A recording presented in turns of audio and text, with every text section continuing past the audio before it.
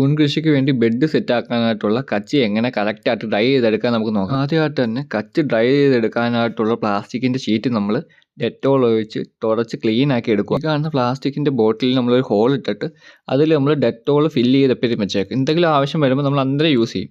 അതുപോലെ തന്നെയാണിത്. നമ്മൾ ഓരോ വട്ടം കച്ചി ഉണക്കുമ്പോഴും അല്ലെങ്കിൽ ഇങ്ങനെ ഡ്രൈ ചെയ്തെടുക്കുമ്പോഴും ഈ ഷീറ്റ് നമ്മൾ ഇതേപോലെ ഡിസിൻഫെക്റ്റ് ചെയ്തെടുക്കും. അതിനുശേഷം നമ്മൾ ഈ ഒരു പ്ലാസ്റ്റിക്കിൻ്റെ ഷീറ്റ് ഫുള്ളായിട്ടൊന്ന് തുടച്ചെടുക്കുകയാണ്. ഷീറ്റിന് ഉണങ്ങിയതിന് ശേഷം നമ്മൾ ഈ കാണുന്നതിലോട്ട് കച്ചി ഇട്ടിട്ട് ഫുൾ ഈവൻ ആയിട്ട് അങ്ങ് സ്പ്രെഡ് ചെയ്ത് കൊടുക്കും. നമ്മൾ വെയിലത്തിടുന്ന സമയത്ത് ഈ കാണുന്നതിലോട്ട് ഇതിനകത്ത് നല്ല വെള്ളമുണ്ട്.